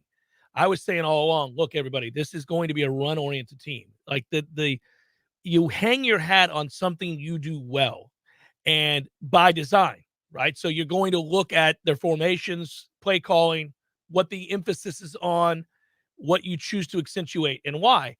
Well, this team coming out of camp to me was going to accentuate running the football. And it wasn't a knock on Jordan, although I did want to see him take the next step. And so far, so good. Very good, in fact. So it kind of maybe opens my eyes and perhaps theirs to what they can be if need be. But without that pressure, if something being forcibly taken away, I think they will try to lean in on the run. They've got 4 guys they like running the ball. 4. Yeah. They got 4. And they got a deeper and bigger offensive line than they've had in years. They also have a huge tight end. I know that Marcuston is not an elite blocker. He played well, though. But he did play well. So you have that. You can play some bully ball against a lot of the middling teams of the ACC. Okay. And Louisville's a middling team in the ACC. So that's the difference from the Duquesne game, though. Again, I'm not trying to live there, but bully ball versus we're going to run counter, pin and pull, all that kind of stuff, right? Yeah. Because we did it with UMass. There were runs that we had. They weren't exactly bully ball. It wasn't gadgetry, but it was somewhere in between where you almost feel a little bit more passive about how you're hitting the line of scrimmage. The way they bludgeoned their first opponent tells me they're going to try and bludgeon other people. Yeah. And that's really good because if you can, and Louisville has been susceptible so far through 2 games to giving that up, if you can, then you make Jordan basically unstoppable. But you've got to be able to make that first move and make it work. That's why they want to do it. Yeah. I think that's why they want to do it, because then you unleash the beast. Now I got your ass. There's nothing you can bank on now. I mean, you're not physically good enough. And I got this other guy now that you have to play honest. You're going to walk down here and try to stop this run. And I'm right. And here's Pittman on a slant, and he's wide the hell open. It's to the hizzy. Yeah. Right. Redemption Thursday wagers, if you missed them, they look like this. FSU minus 2.5. I'm giving it against Louisville on the road. Think about that in the offseason. If I had told you to take FSU on the road against Louisville and give points, we would have had a different conversation surrounding this game. Right now, it sounds like the right thing to do. Nobody's batting an eye. Old Dominion plus 8.5 against Virginia. I'm not in love with what I've seen from Virginia. Penn State minus 3 against Auburn. I like Penn State to go on the road, win this game. And folks at Auburn who already hate Brian Harsin will begin to have that conversation only at a louder decibel level. Liberty versus Wake Forest. That's an over for me, an overplay for me. Not a side, but an over 63.5. I took SMU getting the 3 on the road against Maryland. I took Utah minus 20.5 against San Diego State. That number has moved around a little bit. You may find it at 21. I don't know that I would play it past that. Western Kentucky getting 6.5 against Indiana. Kind of leaning in on them to win the game, so I'll gladly take the 6.5. Ole Miss minus 16.5 against Georgia Tech. New Mexico getting 2.5 against UTEP. I think they win the game outright. And then finally, the Raiders minus 5.5 against the Arizona Cardinals. Kind of playing a hunch. It's too early in the NFL season to say for certain any one thing other than I think the Cowboys are screwed. But Arizona was a team I didn't like coming into the season. And I think they look a little bit like a mess, not because they were exposed by an elite quarterback in week 1, but because I think that's who they are. I don't think they're very good. What is your concern level for the Buccaneers and their 1 o'clock kickoff against New Orleans on Sunday? Didn't make the card, but I find that to be a very interesting matchup because it's a broken record, but I think the Saints match up fairly well for what Tampa showed to be deficient in on Sunday night against the Cowboys. Well, are they going to run it? Are they going to line up and run it against Tampa Bay? Are they going to try to be physical that way? Because if so, we could be in real trouble. Maybe they fall in love with what Jameis did in the fourth quarter, and they let him throw it around the lot. That would benefit us, actually. And I love Jameis, and I think he's going to have a good year, but I would rather they do that. Yeah. I think if they play the physical brand of football on offense that we're talking about, which is running the football and creating play action opportunities, the Bucs are going to be in trouble. We'll see. The greater emphasis might be on the run this week, and it wasn't against Dallas. Remember, last season against Dallas, they gave up a gazillion yards in the win, but Dak threw what did he throw for, like 400? I mean, he was awesome. He was unbelievable in that game, right? So I think the Bucs had that on the mind. I think that maybe Dallas was able to run the ball because of what we weren't trying to take away. You know, we were fine with them running the ball, I think, after last year's game against Dallas. And maybe we see a greater emphasis on stopping the run this weekend. If you look at the slate on Sunday, it's not great. There's like 3 games that I highlighted yesterday. I don't love the slate this weekend either. And the Bucs are one of those 3 games, I think, because of what New Orleans did in the fourth quarter. And because that defense is still good, there's a lot of moving pieces there to sort out the issues of the NFC South. So to me, I think even if I wasn't a Buccaneers fan or a Saints fan, I would tune in saying, well, which Jameis plays on Sunday? Which Jameis does New Orleans get? And he's beat up, by the way. He's been beat up since that game ended, and we now know it's a back. You know, obviously he was being nebulous. He wouldn't tell anybody what it was. That would explain why the pain's everywhere. Pain is everywhere. He hurt, and he's hurt. He's been hurting this week. I wish him well. I like Jameis, but it doesn't hurt us that he's been banged up this week. I agree, but that Taysom BS they do can work against our front. It's going to be interesting because the Bucs have more holes this year, and yet when you look at the slate through only 1 week, I'm looking at the NFC and saying, I guess we are right there, if not at the top. Yeah, no, I came out of that game very encouraged. Left a lot of points on the field, dominated so thoroughly long before the injury. Tampa Bay was the better side across the board in that game. It really wasn't much of a contest. There aren't many NFL games where you say midway through the second quarter, oh, this is over. This team can't beat this team. Even when the Bucs, when they get it 2 scores, you're like, well, that's it. That's it. They can't get to 14. That's it. Yeah. Right. It's rare you say that. Even I don't know. You watch a game and you'd like to believe that Houston's going to get pummeled by Indianapolis, who we think may be a Super Bowl contender going into this year. And the next thing you know, it's Indianapolis having to make a wild comeback late just to force overtime and get the tie. Like Houston kind of dominated that game for much of it. The NFL is so unpredictable. I always joke about trying not to make a living gambling on the NFL. I mean, it's brutal. But we actually saw one of the games that is so rare for that league, which is one team's just Dismissive, Mhm. to use a clean word. I know where you're going. Yeah, the one thing I want to see this week is, are the Bucs really that much better in the secondary this season, or was it that Dallas just didn't have anybody at all to throw to? Well, and Because New Orleans, I mean, Michael Thomas looked good now, Yeah, and he looked bought in too, which is different. Oh, very different. He's always his post game quote was, "I'm so grateful for my teammates." I was like, man, they've done a lot of work with you, haven't they? Therapy is an amazing thing, because that guy's like world class ass, and all of a sudden he's Mr. Team. Well, okay, that's a problem. Easy after 2 scores. Yeah. Too. Yeah, no, on that slate real quick, and I only bet the one NFL game. And it's so early in a long season. I don't know why going from 16 games to 17 games makes the season feel infinitely longer, but it does. Like, I sit around, it's just week 2. I don't know. Right. Whereas if it were 16 games, I'm like, well, you kind of get to know who these teams are. Yeah. It's ridiculous. Yeah, you lose a game, you're like, yeah, no, it's no big deal. Yeah. 15 more of them. Yeah, we're going to lose a couple games. Going to happen. This is just one of those. But if you start 1-2 in a 16-game season, it's over. Yeah, we're done. screwed. We're but done. a 17-game season, you're like, oh, there's a lot of football to play. We could be 4-3. We'll be fine. So much football to play. It's just weird. I've done that since they did it a year ago. I'm actually intrigued by a few things. The Miami-Baltimore game, I'll watch that 1:00 game. Let's see if that Dolphins defense is for real, and I'm kind of excited about what they might be. I'm also, you mentioned of the 1:00 slate, it's not a great slate, but Tampa Bay, New Orleans interests me. And then from there, the 4:00 games, no.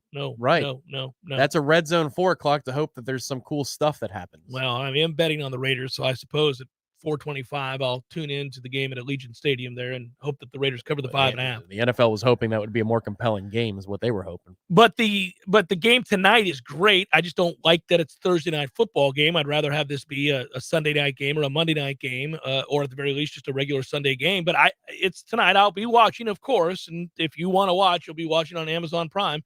Los Angeles, that would be the Chargers, and Kansas City. Good game, great game.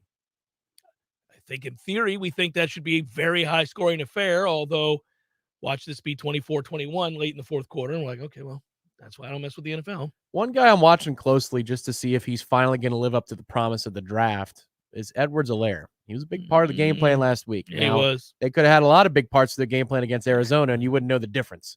The question is, against a more game opponent like the Chargers, who are pretty good in the secondary, what does a CEH look like? Because that's going to be something from a DFS standpoint and just from an overall handicapping of the AFC standpoint.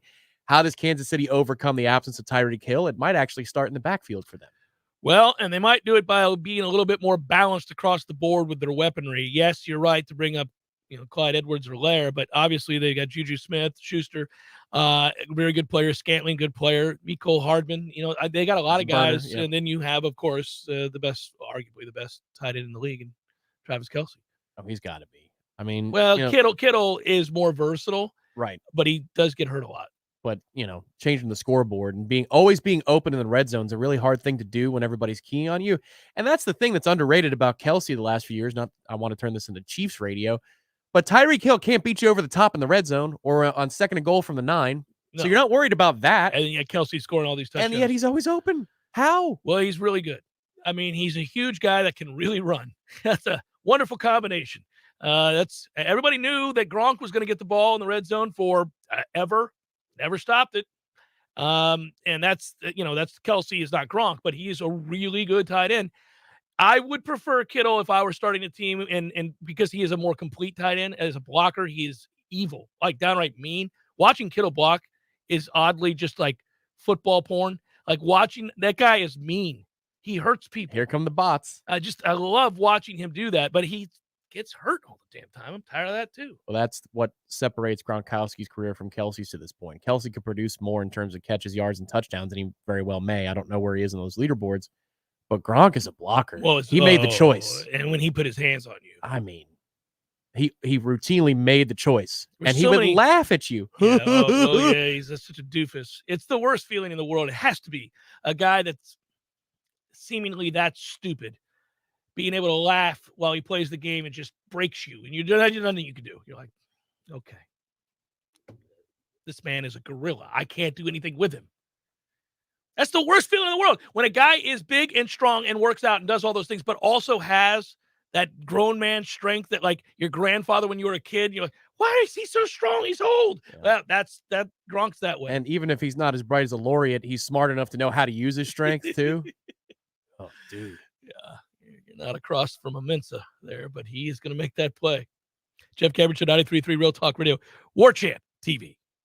Hey, no fans, our partner ISF Inc. is a national management and IT consulting firm located right here in Tallahassee, Florida, solving the future for state governments through strategy, process, and technology. As a trusted advisor for state governments, ISF knows the importance of defining a clear and detailed strategy. Our friends at ISF can help your organization create a strategy that sets you on a path to success. ISF, your vision plus our expertise brings your brilliant ideas to life. Visit ISF.com to learn more. ISF, solving the future. At Epps Decorating Center, we're your locally owned Benjamin Moore retailer. We're your store for quality with brilliant and durable paints in a variety of sheens and thousands of colors. We're your store for service with one-on-one advice for contractors and homeowners. We're your local experts, and we're here to help with all your painting projects. Benjamin Moore, available at Epps Decorating Center with 2 locations in Tallahassee. Find a store near you and visit EppsDecorating.com. That's EppsDecorating.com.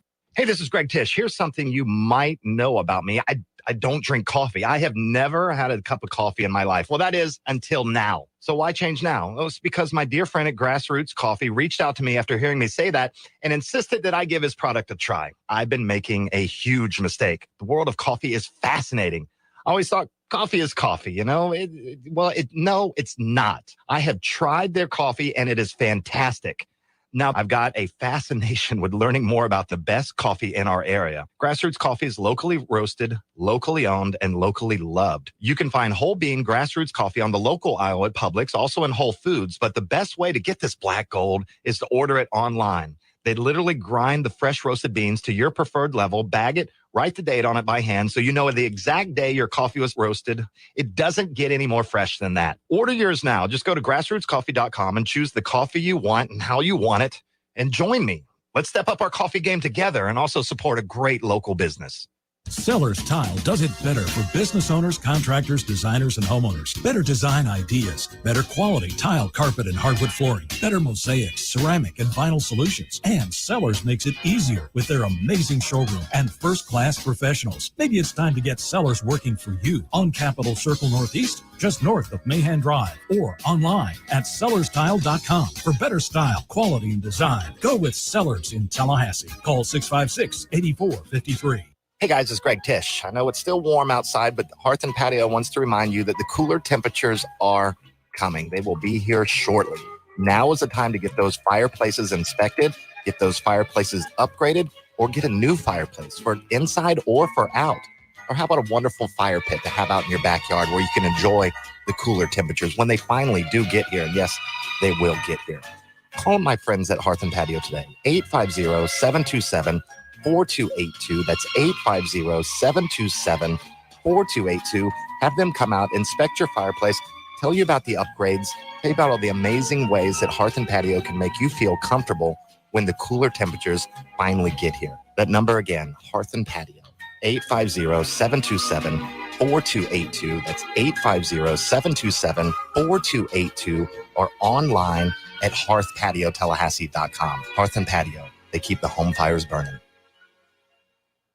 We all want more energy, more strength, more results. Well, welcome to Orange Theory Fitness as you take a step towards feeling more alive today. Backed by science, Orange Theory's heart rate monitored workout is scientifically designed to keep heart rates in a target zone, spiking metabolism and increasing energy. Orange Theory Fitness is a one-of-a-kind group personal training workout resulting in more energy, visible toning, and extra calorie burn for up to 36 hours. Experience a more vibrant life today with Orange Theory Fitness. To find out more, go to orangetheoryfitness.com. The Cameron Show brought to you by Orange Theory Fitness. 2 Tallahassee locations, Midtown on Thomasville Road and Northside in the Village Common Shopping Center. Online at orangetheoryfitness.com.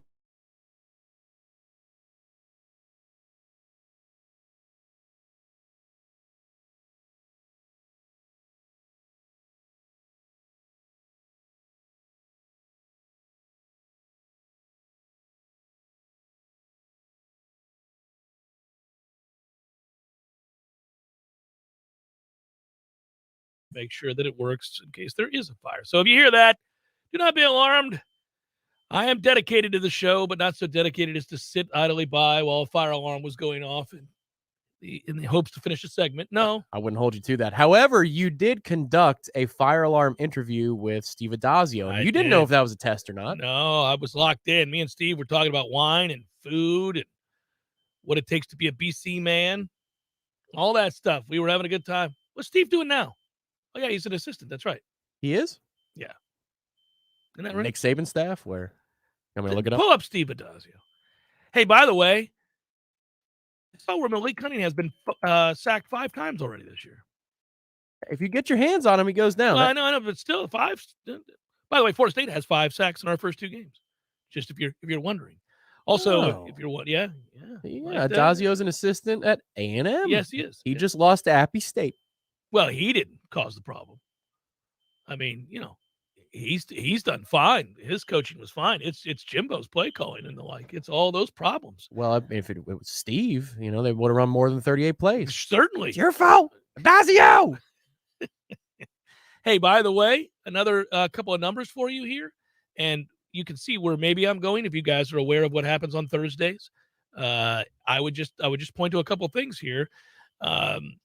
Florida State is, where is it? Yeah. So at this point, we're averaging almost 270 yards on the ground this year. Now, too small sample size, but that's where we're at. A ton of that coming against Duquesne, but Louisville's giving that up. So, okay. Also, the real number that I wanted to focus on instead was just where Jordan Travis is at right now. Last season, as a starter, we know that Jordan went 5-2 and completed nearly 65% of his passes. I think it was 64-6, something like that. I remember those stats. But, it's pretty cool when we talk about bringing in more weapons for a guy to help him out for those numbers to get even more gaudy in his favor. Micah Pittman already has 7 catches on the year, and I feel like he's going to be consistently reliable. So why don't we bring up the prize picks, Tom, and start to have the greater discussion, my friend, and I will do the same with you. I know you've already made picks, and so have I. Can we see? Yeah, there it is. If you're watching on Warchant TV, you'll see what we're talking about with our prize picks. There is a 100% deposit match. If that's your cup of tea, won't you jump on prize picks and have some fun with us? You got to use the promo code WARCHANT. And if you do, they'll match your deposit 100%. So if you put in $100, they'll give you $100. You got 200 in there. You're ready to roll. You took Malik Cunningham, 205.5 passing yards over. You took Jordan Travis, 225.5 yards over. And then rush yards, you took... I didn't play a single rushing total. Okay, you did not. I, however, have a different looking prize picks that you can't bring up here, but I will just tell you, I took Jordan over 225 passing yards. I took Malik Cunningham over 60 yards rushing, 60.5. And I took Micah Pittman over 45.5 yards receiving. If it's the NFL, I agree with you on the Malik Cunningham bet, but it's not. The sacks count against your rush total. If we rack up 4 sacks in this game, which I don't think is crazy, considering how I think it's going to be put on Malik in so many different moments. Yeah, I could get jobbed by the way that the NCAA keeps stats, which is stupidly. There's no reason that you should take away from a man's rush yards with sacks, but they do, and so be it. So I've already said it a few times. Marshawn Ford at 34.5, I feel is really light. That's another over. I would like Micah Pittman at 45.5. I agree with you. I like that over there. Mm-hmm. I think they're going to force Jordan to throw the ball more. That's why I like. Do you like Johnny Wilson over 40.5 receiving yards? I do. Yeah. So you're going to throw that in there too? Well, I mean, I suppose I could. I could just go. What's fun is to do like a 5 or a 6 team jobber there and get after it. Have some fun with it. Like all of a sudden you're like, hey, here we go. Oh, he's going to make a bet right here in front of us, everybody. No, I'm not going to finalize. Oh, yeah. I'm going to show you what you can win. Yeah. You're not even logged in, are you? You just got your credit up there. I mean, I'm logged in. Credit means how much balance is on the account. Yeah. I'm over $900 in winnings so far. So I've cashed out a couple times. Have you? I've never cashed out. Very simple. And that's not a part of the ad. It's not, but I'm glad that it's here to hear that it's very simple, because at some point I will. I've just used it to fuel my weekends. It's been fun. I'm like, okay, we've got a lot in there. Let's have some fun with this thing. At the end of the year, we'll go Christmas shopping on prize picks and all the whoopings that I put on Prize Picks. And by the way, if you are inclined to do this, and we had a gentleman reach out to us last week and said, thanks for turning me on to Prize Picks. It's a lot of fun, and I'm using it. Do so responsibly. All right? Do so responsibly. Don't bet money you don't have, all right?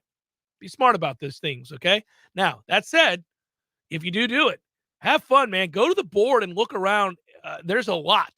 I mean, good God, you've got lacrosse on there. You've got like video game stuff that you can bet on. You can bet on, like, if, for example, if you've ever seen a WNBA game, most of you haven't, I haven't, but they're playing right now. Apparently it's an important game for them. I think it's the finals. So there's that. You can bet on MMA. You can bet on international soccer. You can bet on disc golf. Did you know that? Yeah. You can bet on disc golf. I mean, what the hell are we doing out here betting on disc golf? Goodness gracious. Buffalo Tom asks, what's the total for Jordan's rushing? The over-under is 40.5, which, again, I think if you're going to get the over there, it's because of a big splash play. It's not because of 8 carries, 42 yards, and a touchdown. Yeah, I didn't touch it. I think they're just going to crash at the line and say, all right, Jordan, beat us with the arm, which is why I think the over 225 is good. Then also, I think we're going to be able to stop the run for Malik. And if we get out to a lead, that's how Malik Cunningham will rack up a lot of passing yards too, because we'll probably try zone again and give up a couple of big plays. Sean Tucker for Syracuse against Purdue this week, 101.5 yards rushing. You know, I thought that Syracuse, I had a good process bet last week, but a bad result. I love when you lead with process, we know how the bet went. So Tucker was, I think it was 115.5, 116.5 rushing total. And it's UConn they're playing. So my thought is, given that Sean Tucker only ran for 98 yards in week 1 against Louisville, the blowout was so bad they didn't need him. They're going to try and rack this guy up some cheap yards to make a Heisman case or a Player of the Year case or SeanTucker2K.com, whatever, right? It's good exposure for the program. So I'm thinking macro here. 112 yards. He's out by the third quarter. Okay. You were furious. Okay, Dino. This is where you give him his free 210 so that he's on the way to break ACC single-season records or Syracuse. I mean, Syracuse had some running backs now. He could break some single-season records or top threes. And Dino's not reading the room. You can't count on Dino. Look at this question we got before we break, because we got to come back and solve for the future with our friends at ISF. I will do this live on the air, and if the answer is yes, then you will see a celebration in this here studio. But that's not going to be a thing, okay?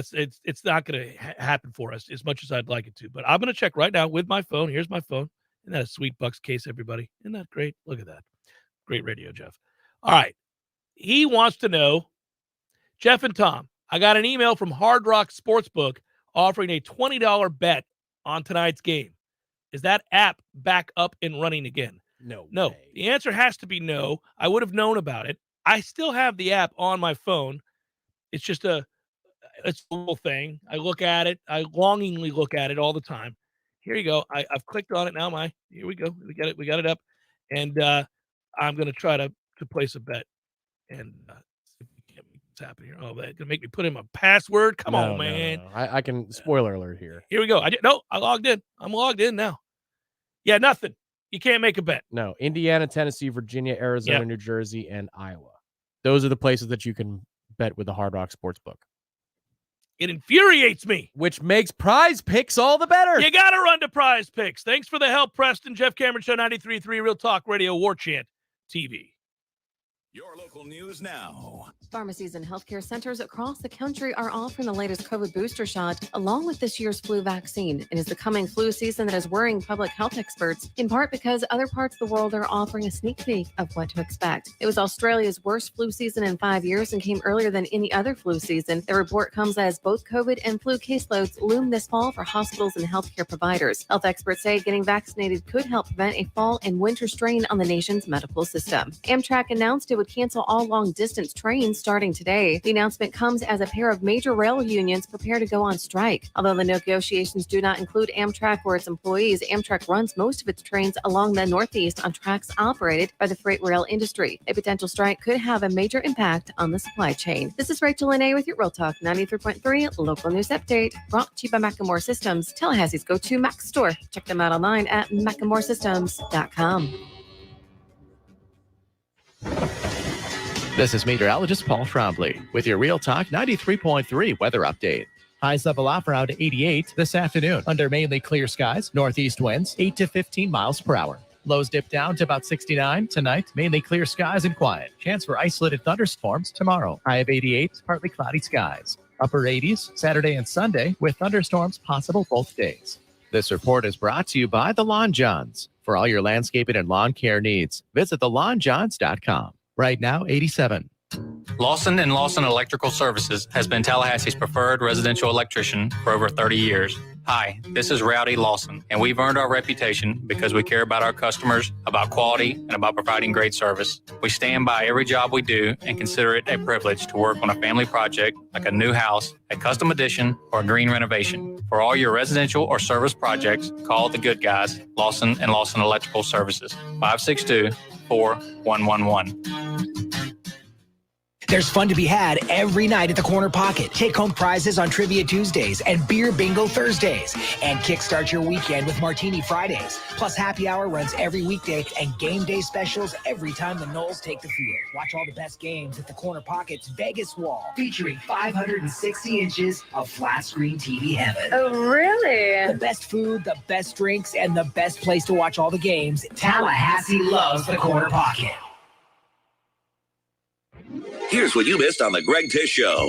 There's a TikTok that's going viral because of a butter softening method. They are putting the Vermont Creamery butter in the waistband of her pants. Give it 5 minutes. You can go and measure out your ingredients, and then your butter is ready to go. You cannot do this in Florida. No. Because your pants will be full of butter in 2 minutes.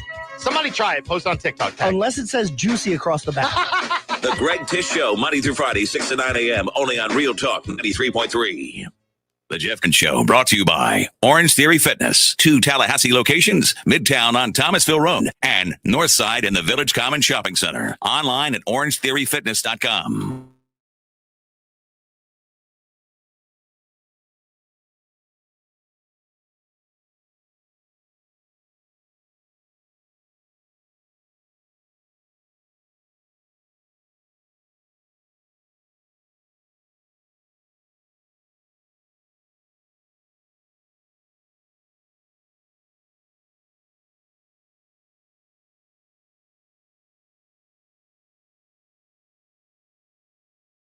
A moment.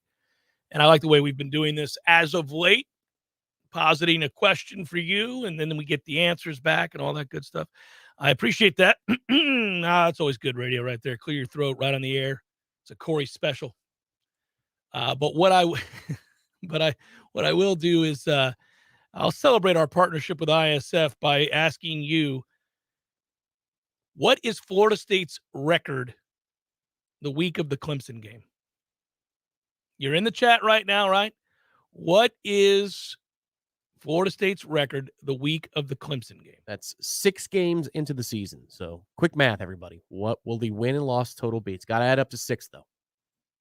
Yeah, when you're presented with evidence of something that confirms what you're thinking, or in fact it becomes conflicted, then you adjust. And I think there's been some adjustment required on my part just because of how much better Jordan Travis looks. And I'm excited by that. I think it changes an awful lot of what we suspect Florida State is or is not. And we did say that before the season began, which was if he's a lot better, then Florida State could have the kind of season that we're, excited about. There it is in the chat. We've got folks weighing in.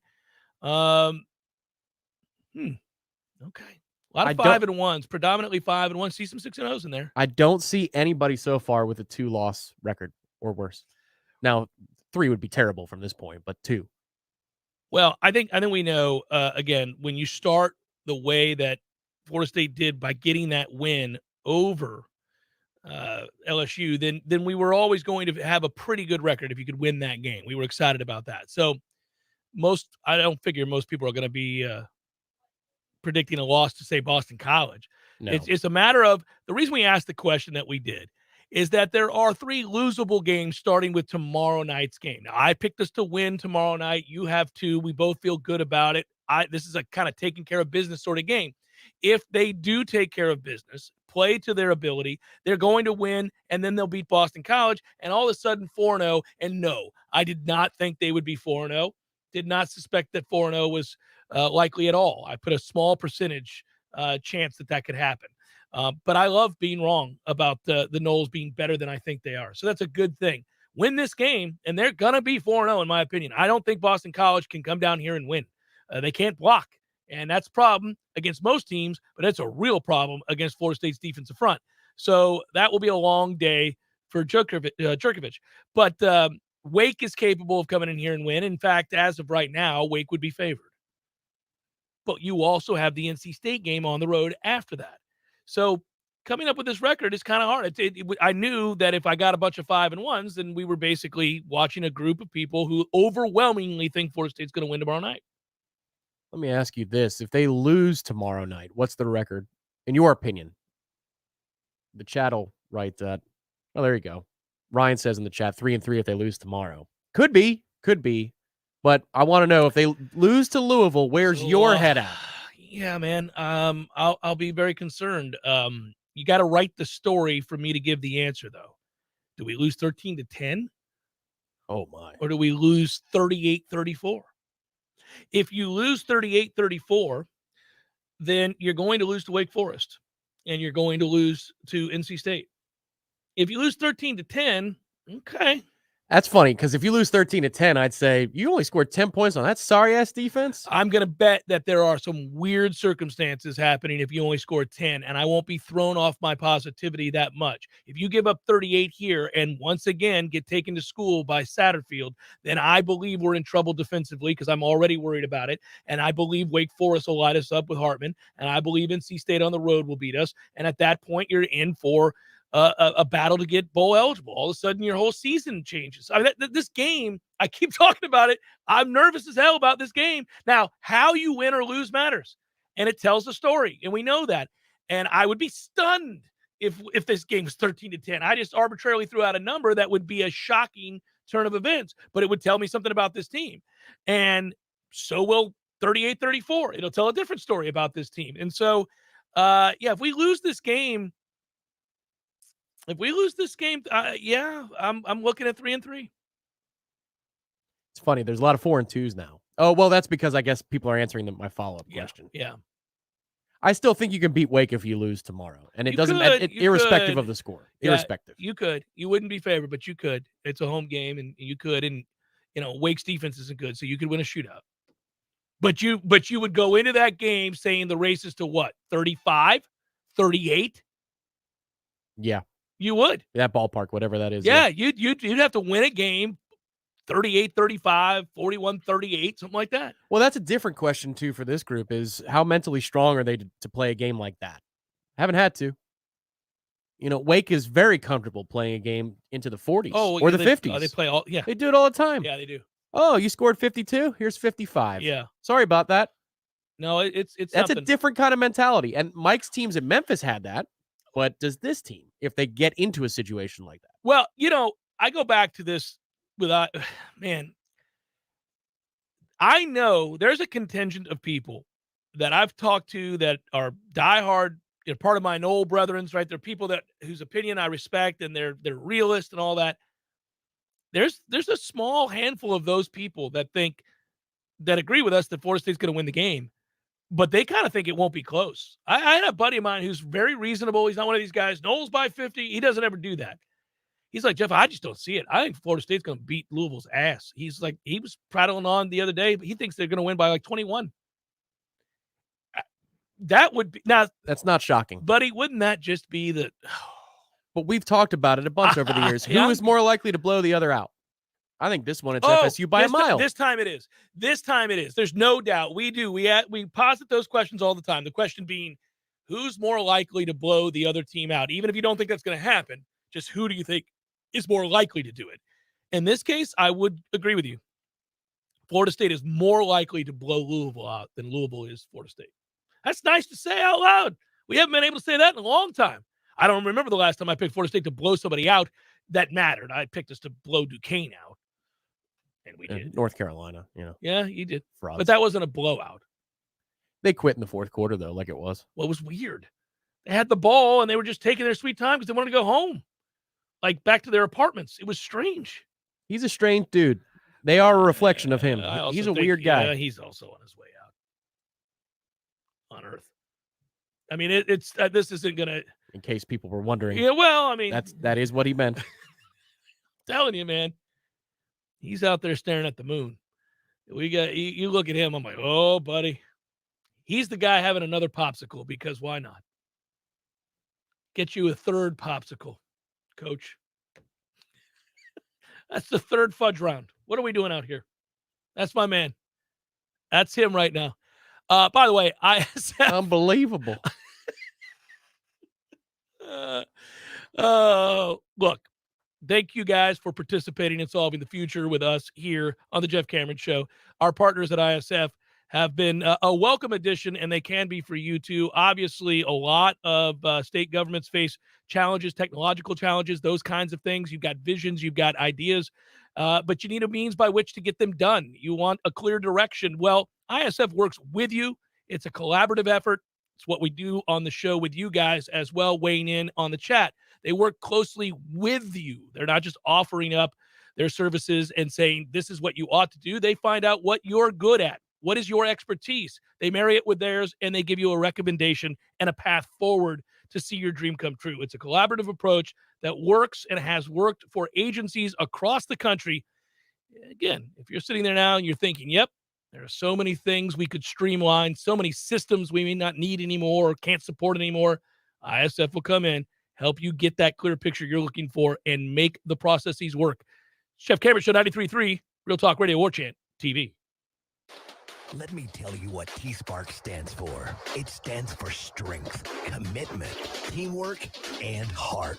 We don't ever quit until we've got nothing left to give. Our team is unstoppable. Want a guaranteed win? Call T-Spark Enterprises for your next roofing or construction project. We conquer all peaks. TSparkConstruction.com. License number CCC 1331204. If you're hearing this right now and you or someone you know is active military, a veteran, police officer, firefighter, nurse, or a teacher, turn up the volume and listen to this.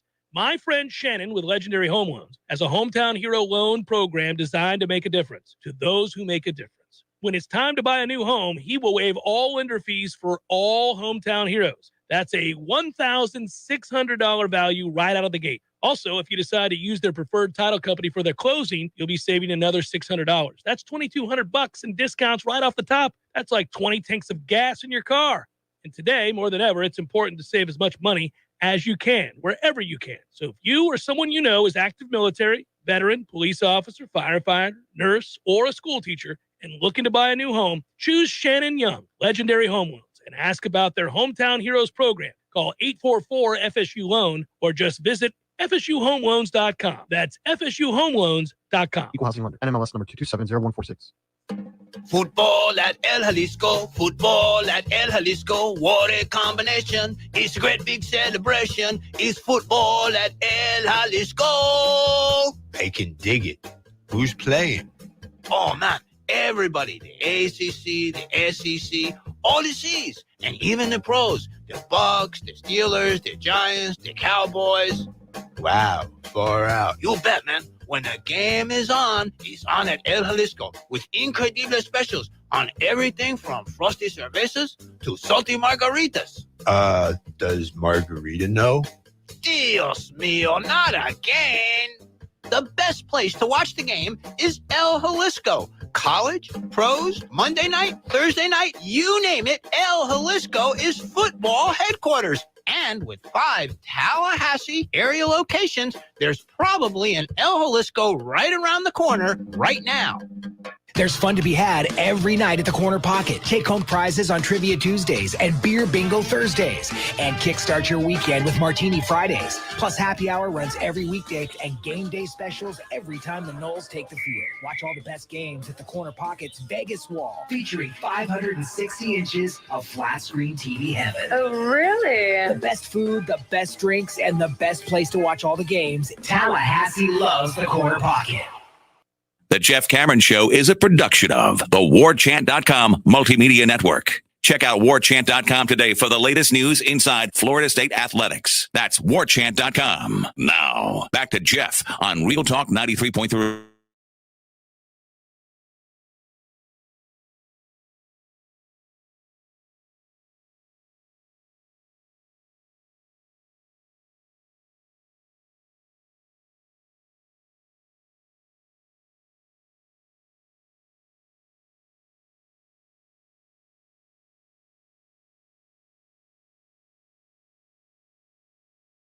double digits currently against Nebraska. So not going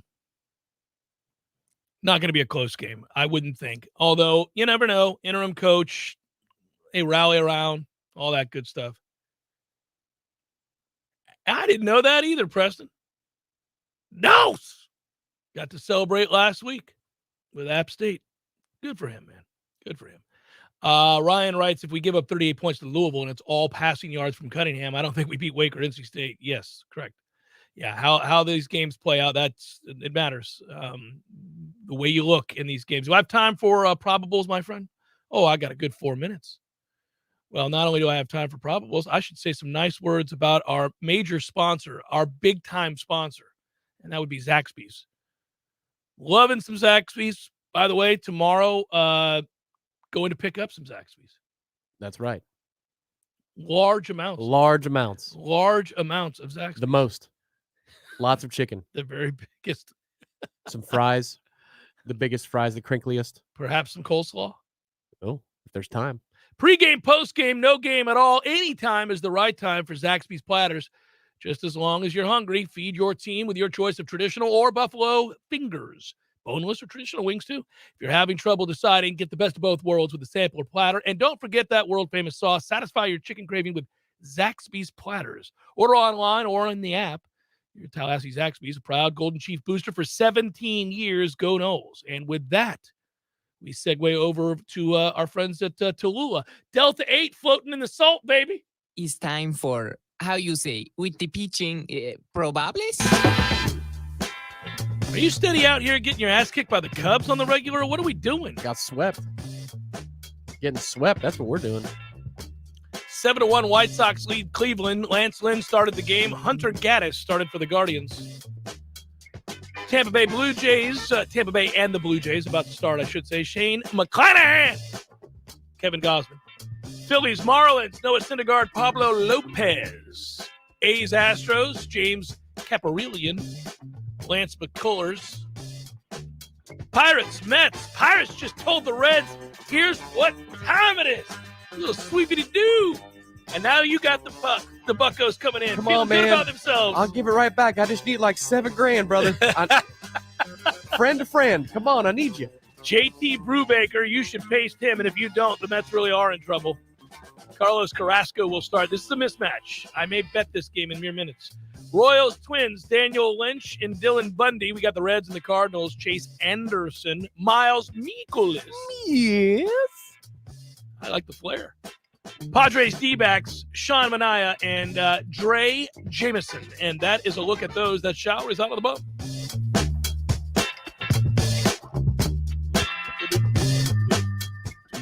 Yeah, CBD and Juice Bar, Tallulah. Go by, swing by there, get yourself. It's all legal, guys. We live in a great world these days, man. Just swing on in there, get you that Delta 8.